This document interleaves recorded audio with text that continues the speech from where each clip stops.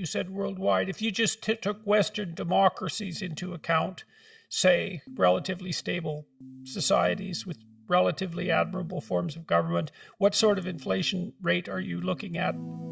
Do you know that?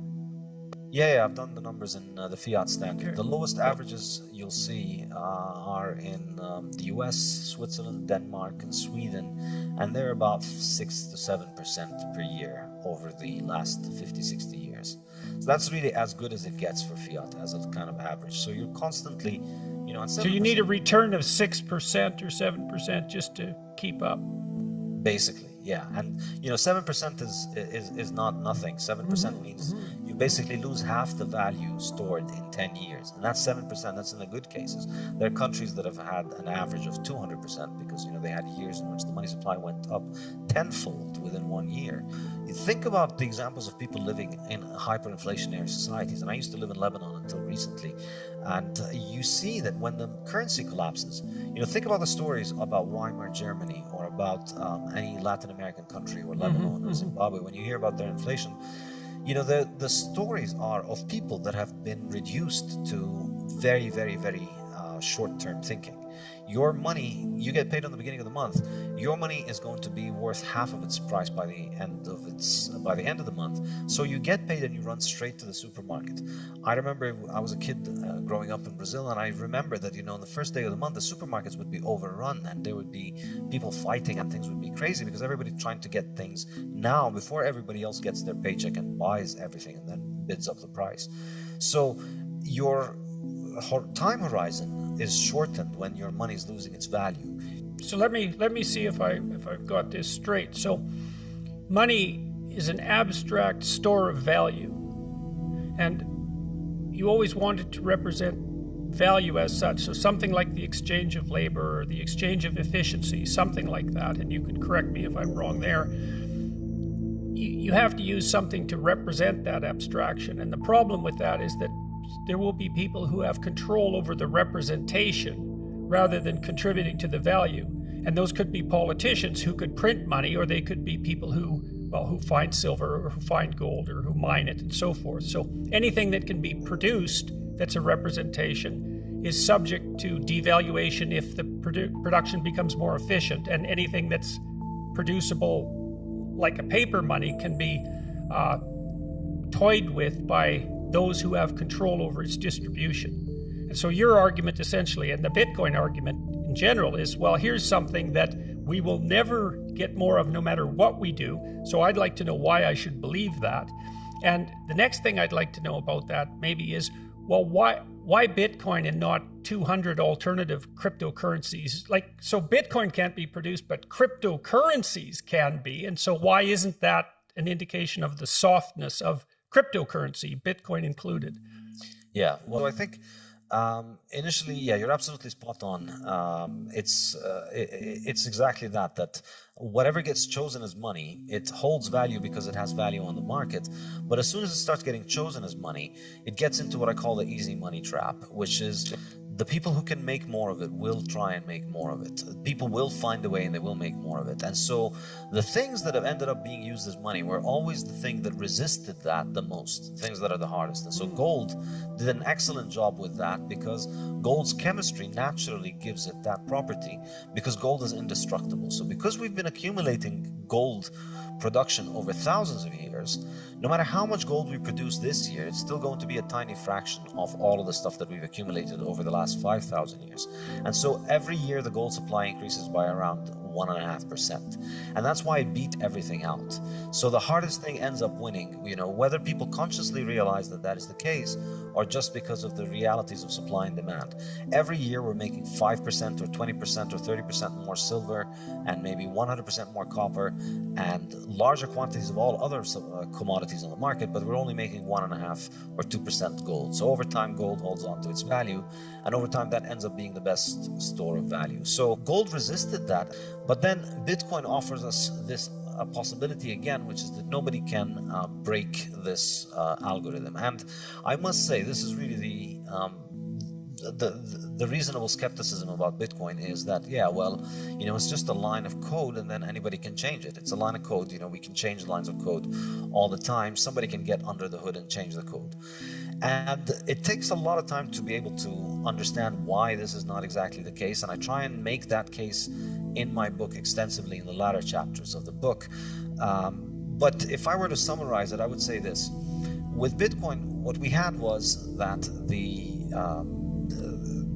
person who created the code, he put it out there. He was anonymous. He worked on it for about a year or two, and then he disappeared, and that was it. There was nobody in charge since then. It's now been more than 10 years that he's been disappeared, and there has not been anybody in charge of the project. And what we've only had are users. So Bitcoin only has users. It doesn't have any admins. There's nobody with a master key.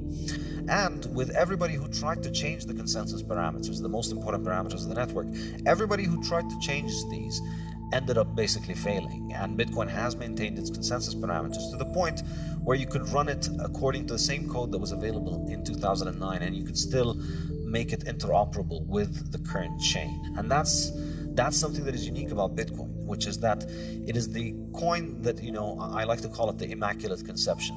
Somebody made these coins. Anybody could have mined the coins from the first day. They announced the currency and they said, I'm going to start running it on this day, and anybody could have joined. And since then, everybody who got Bitcoin at the market price, or because they mined it and expended resources which roughly cost them close to what the market price was. So there are no insiders in Bitcoin. And Bitcoin has operated this way for 12 years now. And this is kind of the sociological explanations for it. Now, to get more technical in terms of the explanations, basically Bitcoin is a distributed network. And so anybody can run the code on their own computer, and the network functions according to the consensus parameters that everybody agrees upon. It's sort of an illusion in some sense, the cap, because, well, there's 21 million Bitcoin, let's say, but they could be worth anywhere from like $2 to $1 million each.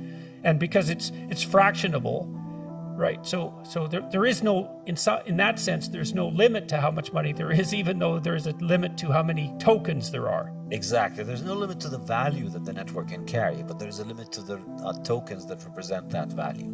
So you don't corrupt the tokens of the system in order to make more tokens in order to enrich the insiders. You just keep packing more value into it. Into the tokens. Okay, so why was it allowed to be mined at all then? So that the distribution of the coins would be a fair distribution, so that anybody could enter into the network and secure coins. Because that, if you just made the first 21 million, who owns them in the first day? Who's going to be owning the 21 million? How are you going to distribute them?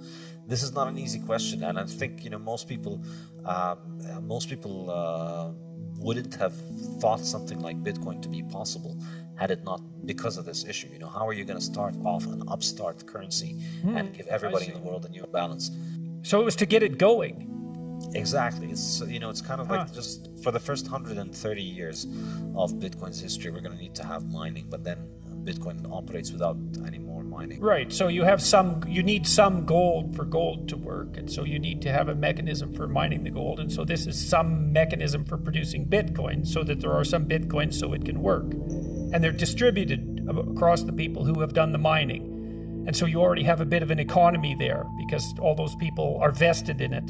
And it's completely open and perfectly competitive. Anybody in the world can mine. Anybody can bring their computer onto the network and mine. It rewards only the most successful miners. It rewards only the most economic miners because it has this thing called the difficulty adjustment. It's really the magic glue that holds Bitcoin together, and I discuss it in the Bitcoin standard and in the Fiat standard. What happens is that if more miners try and mine copper or gold or silver, you end up with a lot more copper or gold or silver. But with Bitcoin, the more miners that get into the network, you still get the same number of Bitcoin as was predetermined earlier. But the difference is that you don't get, but it just gets harder for the individual miners to get into the network. So the next problem to solve for the decentralization of education, I've been thinking about this for a long time, as it's possible to learn more and more online, is accreditation is where all the value is, all of it. And I've talked to many wise academics, like seriously wise academics, who know perfectly well that there's almost zero financial utility in the knowledge that universities are dispensing to students. It's not zero, but it's low. But there's tremendous residual value in the accreditation. So the next big revolution is going to be the decentralization, hopefully, the decentralization of accreditation, so that there's a way of providing verifiable accreditation. So I've been thinking about that. So to some degree, so you can imagine something like a set of exams where only 10% of the people who take them pass, or maybe it's 20%, that's bronze, 10%, that's silver, 5%, that's gold. You can retake the exams multiple times, but you keep it scarce. And so the accreditation, there's tremendous economic value in the decentralization of educational accreditation, because the content is going to be provided, right, by people like you, perhaps by people like me. That's going to just keep happening, and that's going to find its own market.